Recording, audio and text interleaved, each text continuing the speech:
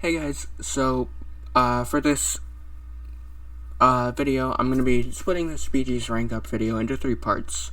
One for skill science mutant attackers, one for cosmic tech mystic attackers, and one for defenders. This is because I want to ramble on for a long time and really get it down into the details about every single champ I'm listing here, because I like talking out about this shit and nerding out about this stuff, because that's fun for me. And I don't want to have a video be like 2 hours long or something crazy like that. First of all, for me, in VGs, I had gotten to the number 4 spot with 2 modders above me, during the no nodes meta. So basically, the number 2 spot given that. Pretty deep into the week for that, just to give the credentials for this or whatever. And this strategy is mostly going to be based around the strategies used at the top levels in BGs. This isn't trying to be elitist or anything, because obviously it does seem that way, because that's just kind of how it is, but this is mostly because as the game mode gets more advanced and more people are learning the best strategies and more people are ranking specifically for the best strategies getting used, then, you know, what's getting used at the top levels is going to slowly trickle down, further down, as the game mode progresses, especially with it becoming a fully fledged game mode coming in fall, which is why I'm, recording this now, so you guys can get a good head start on ranking specifically for this. Now, to get that, so with that out of the way, let's get into this. Now, for what each of these symbols means, for this key, the greater for strongly prefer HP means a champion is significantly and noticeably better in the meta with the full health. This doesn't mean that they're necessarily not viable in the lower HP or whatever. I'm going to get on to why I'm saying this for each of these specific attackers, because it does really vary the reasons why I feel this way for each of them. And and the same for all of these symbols. I'm going to be talking about every single champion here and why specifically they have that symbol, because obviously if you just put a symbol there, there's very little nuance. Something like BG's needs that nuance. Now, for what each of these columns represents, the must-have nukes column is the nukes that are extremely quick and, most importantly, very hard for your opponent to stop. These are the most versatile nukes, because obviously there are so many champions that can nuke a fight in under 40 seconds or whatever.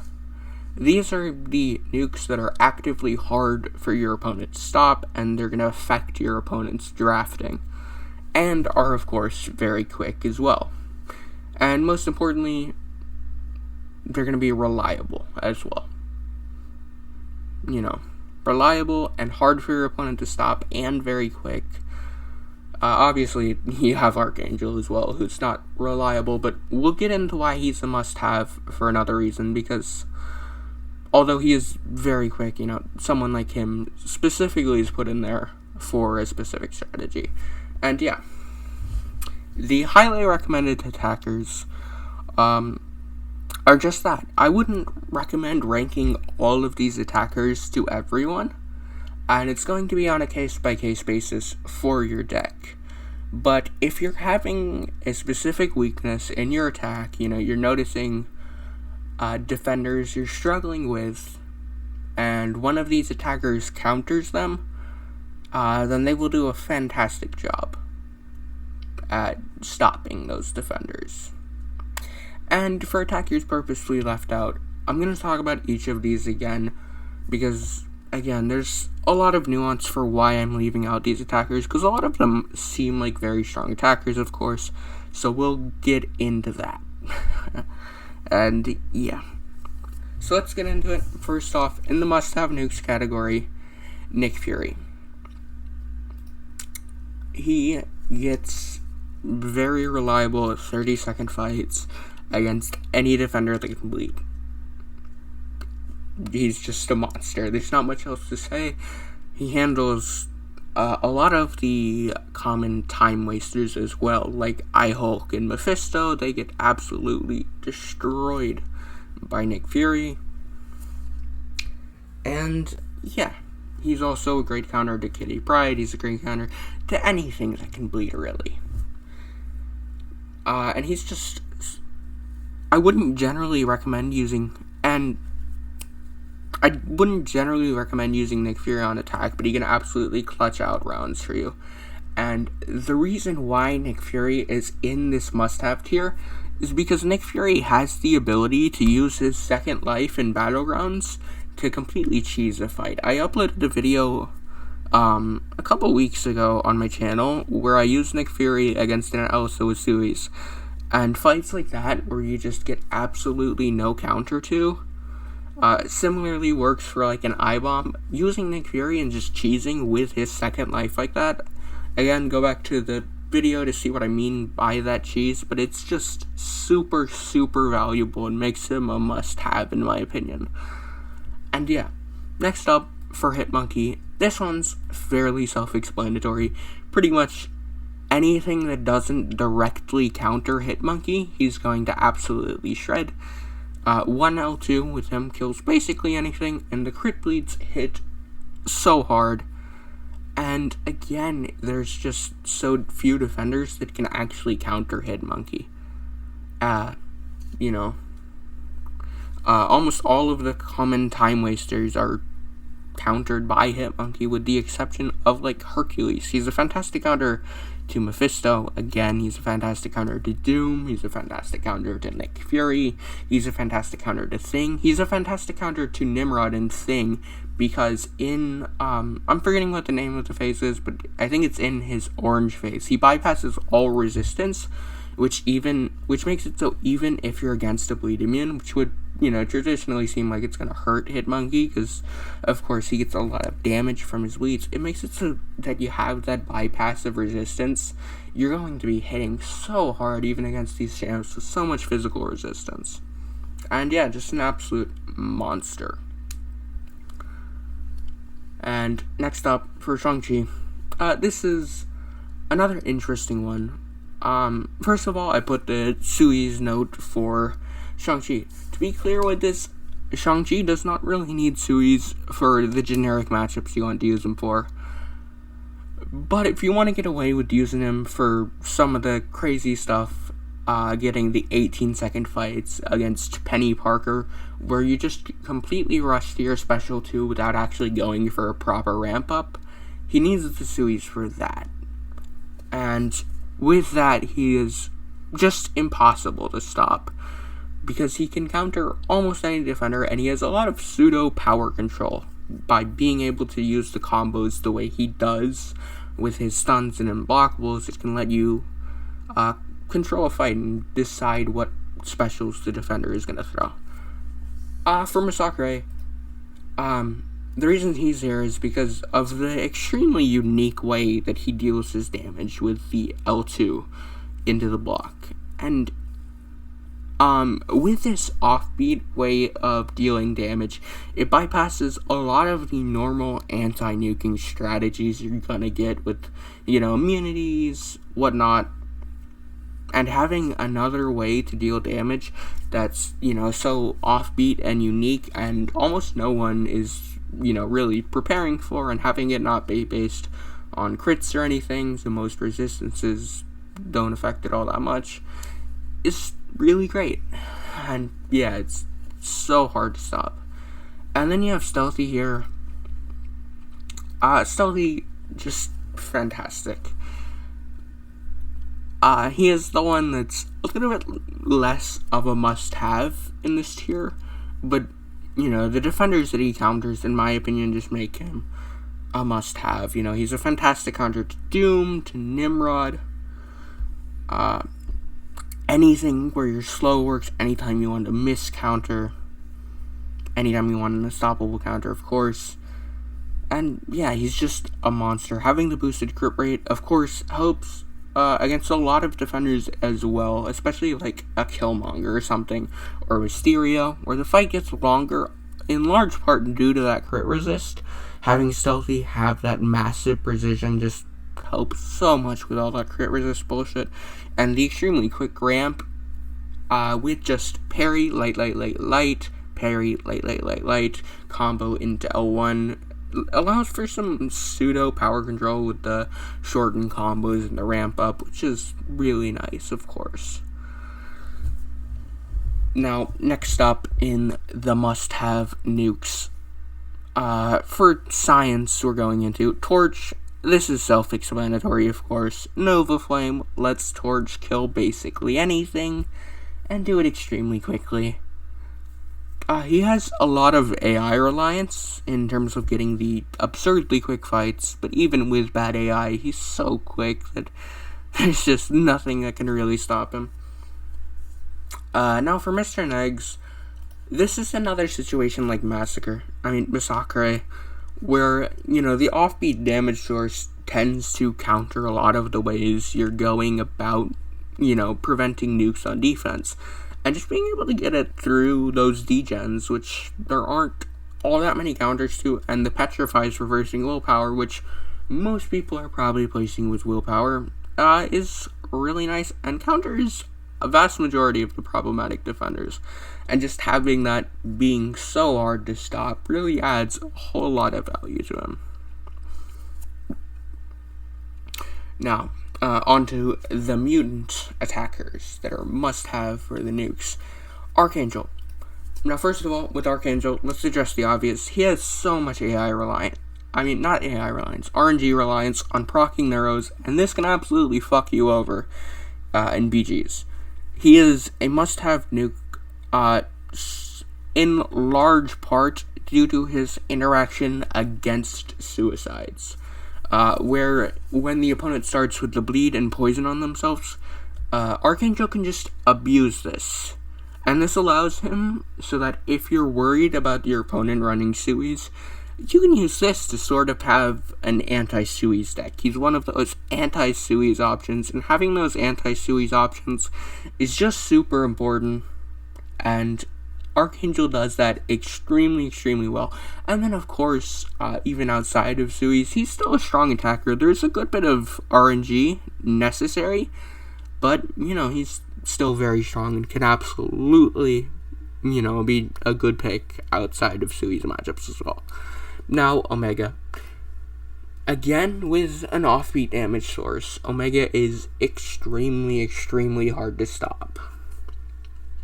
The ability for Omega to pseudo control power with shortened combos and just degens and DOT again is very hard to stop on defense while you're trying to avoid other nukes as well.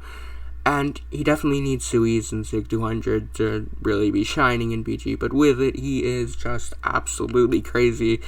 And if you're really good with him, you can take just about any defender with Omega, other than robots, of course. And yeah, Kitty is another one that just counters so much. And she definitely needs Sui's for this to really be good in quick fights. She's fine without Sui's, but she's definitely not all that quick without Sui's. She's still just as versatile, of course, but yeah, with Sui's, just so quick. And she has the thing with Stealthy, where having that precision helps a lot against crit resist champs, because in her phase she gets an extra crit boost. And this lets her be a great counter to champions that are generally going to be slow, like Doom and Killmonger and Mysterio, because of their crit resist. And then, of course, Kitty can basically counter anything if you want her to, which is super valuable for just affecting your opponent's drafting and just making making it easier to avoid having any rounds where you can't win. And yeah, she is fantastic, of course, for PGs. And yeah, now for Sunspot.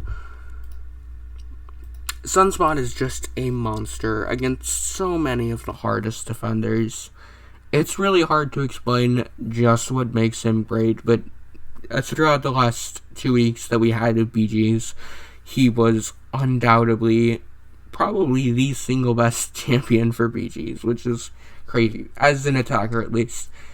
Because you can stretch him to just about any fight you want him to be used for, which is amazing. He has a counter to glancing within his counter to Purify as well.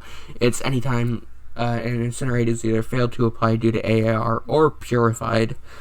Having that counter to AR and Purify is super helpful against a lot of the ones that will generally counter nukes. Like Domino, like Cersei, like Storm Pyramid X on defense.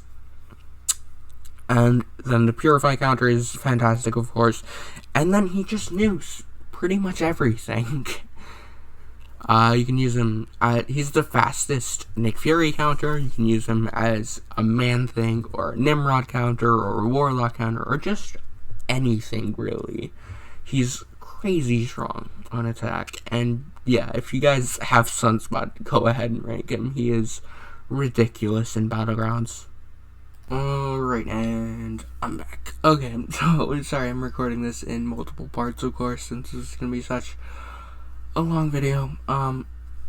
For the next section with highly recommended attackers, let's get into it. So, with OGBP, the thing about OGBP is he has a high level of AI reliance for a lot of his fights, and it tends to make the speed of his fights fairly unreliable.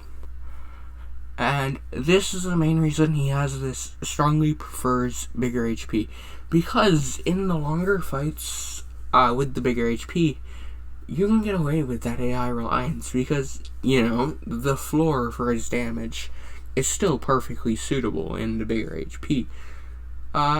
In the lower HP, not quite as much. And the other thing is, in the bigger HP, a lot of the matchups where you stretch OGBP quite a bit, like a Nick Fury or a thing, you know, they're a little bit slower for him, but, you know, the AAR can make him a really solid counter to a lot of stuff like that.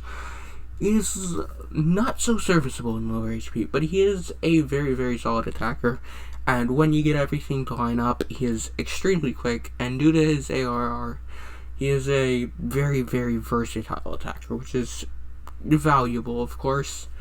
Now, next up is Black Widow Deadly Origin. Black Widow Deadly Origin, she is absurdly quick, and the nice thing about Black Widow Deadly Origin is she has a fairly unique damage source, again, with the shocks and the burst damage off the L2, which just gives another way for your skill champions to deal damage, just to give you a little bit more diversity across your skill nukes. Since there are so many skill nukes, you really do want to try and diversify and get different types of skill nukes within that. So having someone like Black Widow Deadly Origin can be very, very valuable. Falcon. So for Falcon, he strongly prefers the lower HP matchups. He is actually absurdly strong in these lower HP matchups because most of the time, one locked on is actually enough to end a fight if you can play aggressive enough. Which makes him very, very quick, because if you're locked on for a whole fight, your damage is actually really, really strong. So in these lower HP matchups, he's been very, very quick, and in the bigger HP matchups, he's still serviceable, but he's more of a, you know, problem fixer than a general attacker that's super strong. And yeah, just very, very solid attacker in Falcon, and again, he is very unique in the skill class, except for with next up, you have Crossbones. Crossbones is a lot like Falcon with the AAR, and there are two main differences to Crossbones. Crossbones has significantly more RNG reliance on his Fury gain, both for getting the AR up and getting your damage started. But if you have, what's his face? If you are against any champions where you're in a debuff shrug matchup, this will artificially boost your Furies, which can make him a fantastic option for a lot of the ones that apply debuffs, which is really nice. And yeah, whether or not you prefer Falcon or Crossbones, it's really your pick of whatever you want to do. For that, they're both nice to have, but I wouldn't recommend keeping both of them in the same deck, of course. And CB, again, for me, he strongly prefers the lower HP matchups. This one is mostly just because it minimizes the AI reliance that Crossbones has, because you don't really have to worry about pausing and refreshing your Furies with how small the health pools are, where you start to have to worry about that with the bigger HP. Not so much with the lower HP, which is very, very nice for him, and definitely removes a fair amount of the RNG reliance that Crossbones has. So next up is Moman. Moman is an absolute monster. With his L1, he has another unique damage source with the shocks and the burst damage that comes off that shock. And using the Unstoppables, this allows you to play absurdly aggressively, just doing block hit, 4 combo, block hit, 4 combo, block hit, 4 combo. And with how high his damage per hit is, especially with the L1, you can end fights before baiting a single special.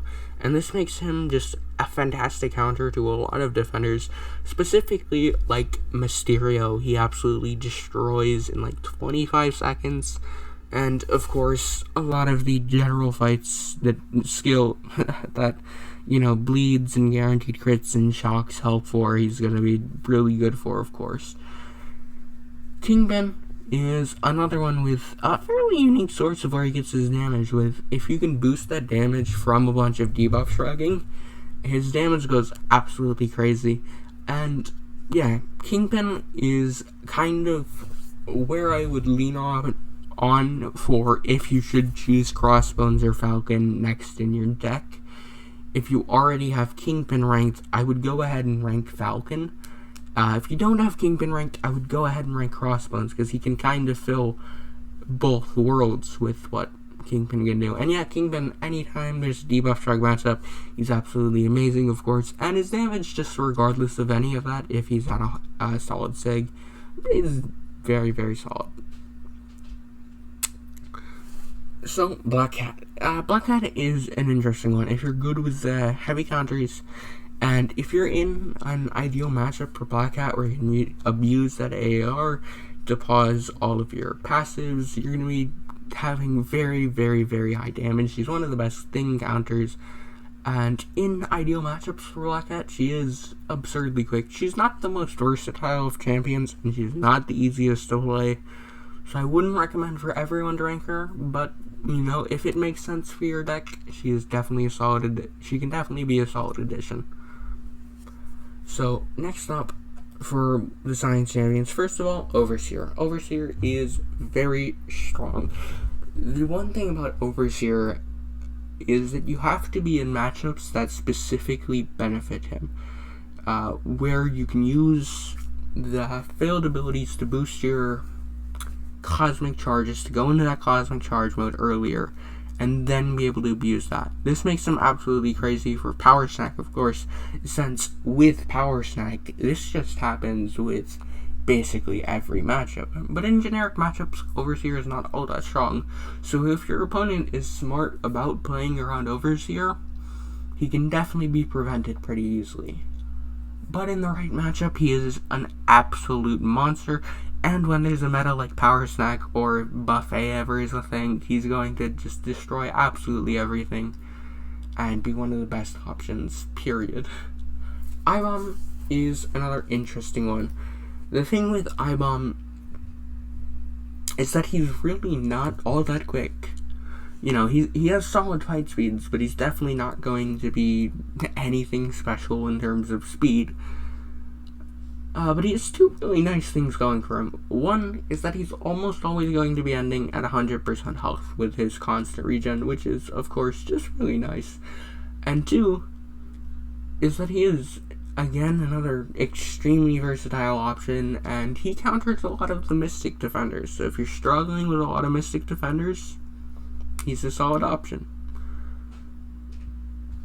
Now, for Scorpion, I'm gonna be honest, I don't know Scorpion extremely well, but he is able to get a lot of super quick fights abusing his power stings, and it's another unique source of damage, and he covers a lot of the ground of the vast majority of the Mystic Defenders. So if you want to, have some help with Mystic Defenders, Scorpion is a fantastic attack option.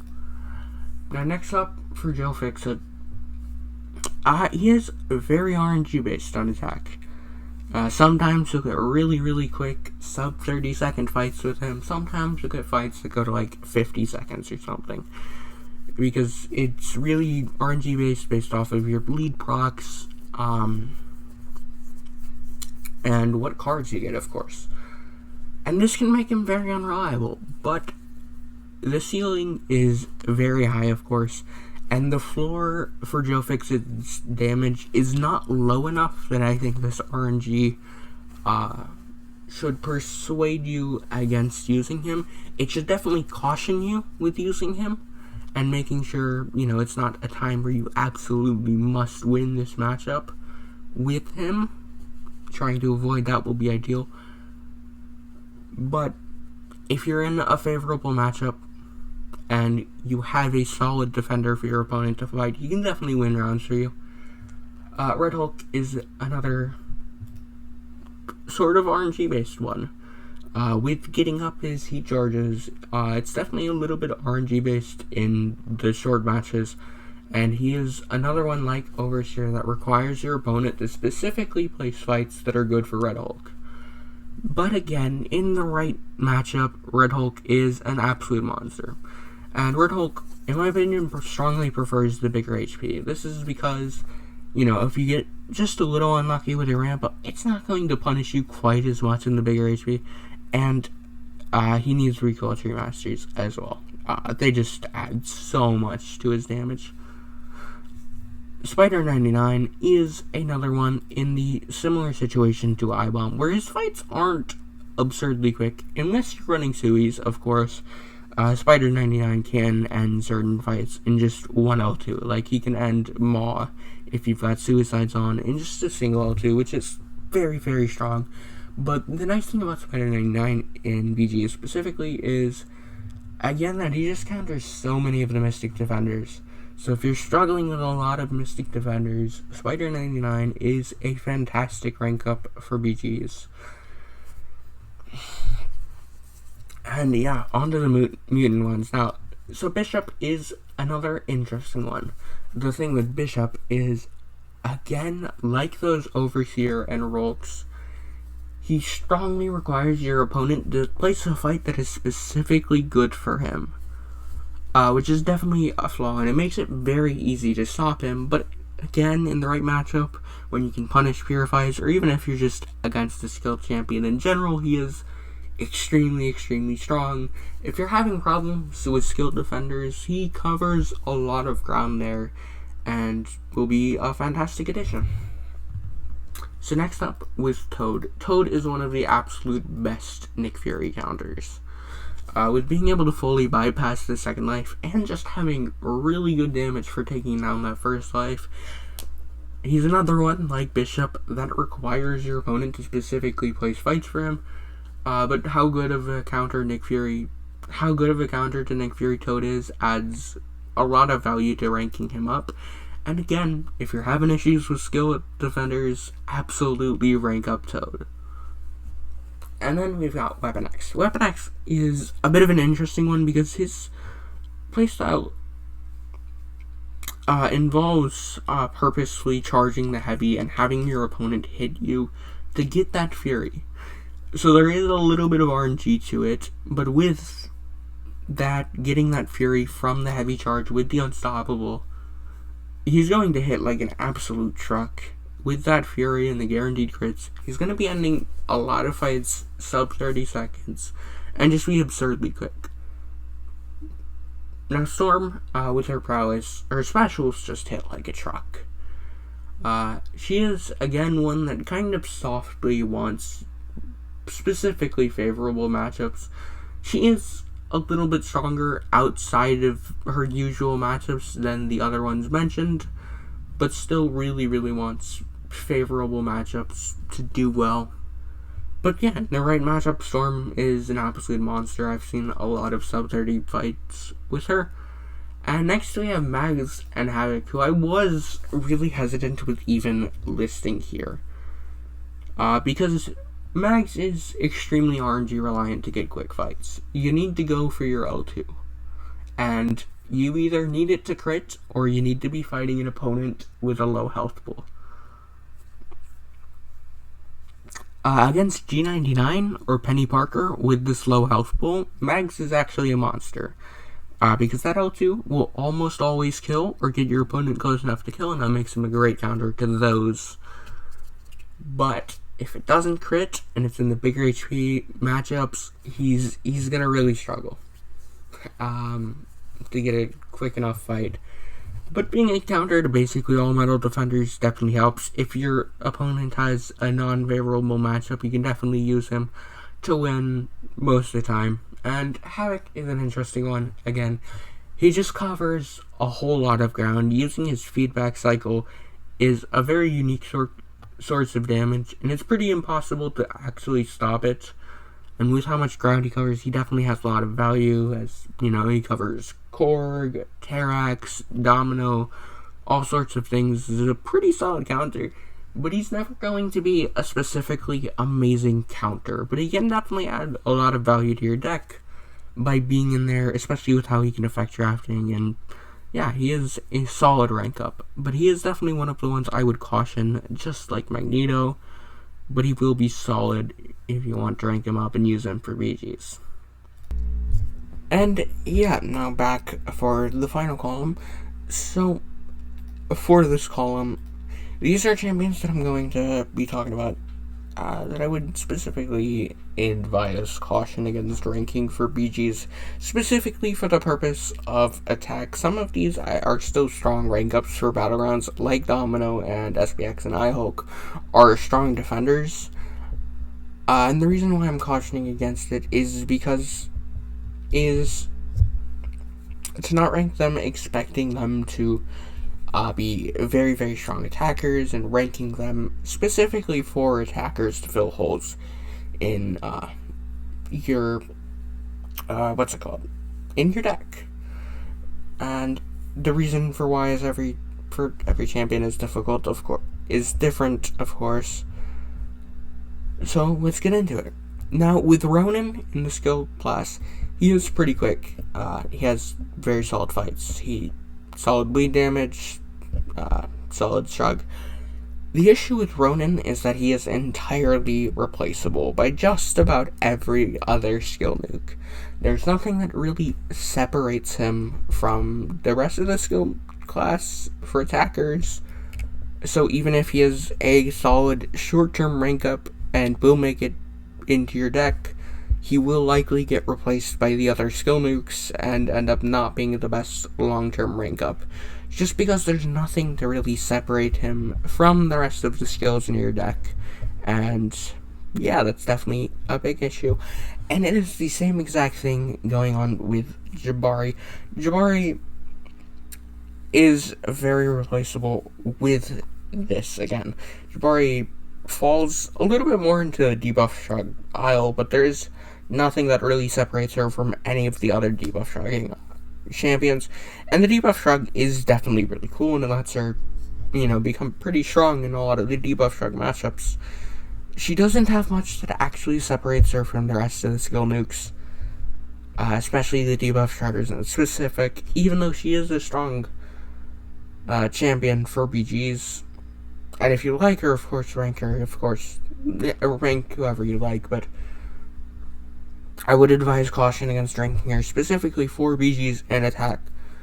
with how replaceable she is by the other skill Purify champions, like Hitmonkey, Shang-Chi, Moman, Kingpin, Crossbones, is going to replace most of her uses and be stronger in general for BGs as well. So you might want to just play the long game and, not waste rank up resources on a champion who might eventually get pushed out of your deck by better options. So, let's get on to science now. First off, Spider-Ham, and this might sound crazy, because, a lot of people have had success with Spider-Ham on attack, and for understandable reason, because Spider-Ham's ceiling is really high for his damage. Like, you can get really, really quick fights with Spider-Ham, and he has a lot of versatility in it, but the floor for Spider-Ham is just so low. And when you have a champion whose floor is just that low, that you can lose rounds frequently, that you should have auto wins for, can just throw off so much strategy for drafting.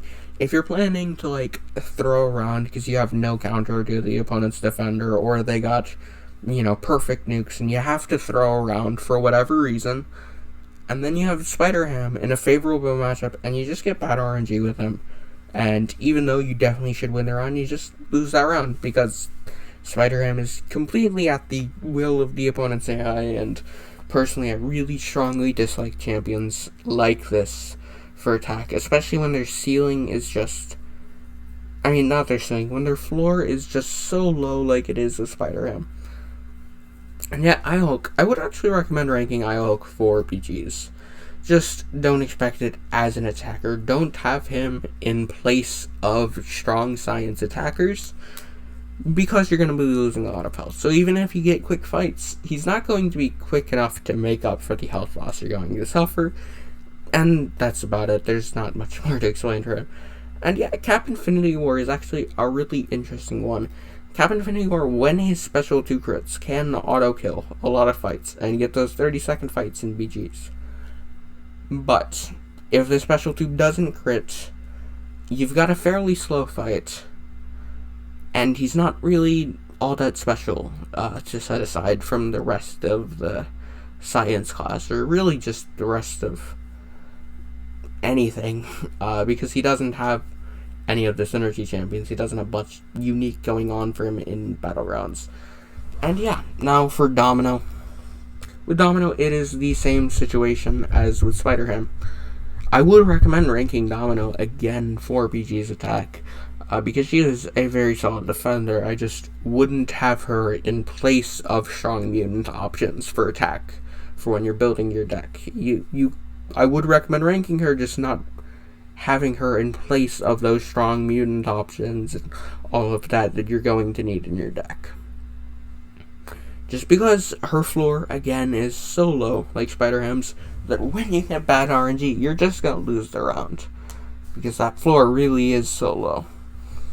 And SPX is, again, a similar situation, and the thing with SPX for me is she also just doesn't have much that separates her from the rest of the mutant class, and she's very replaceable, and then has a lot of RNG reliance on crits within that replaceability.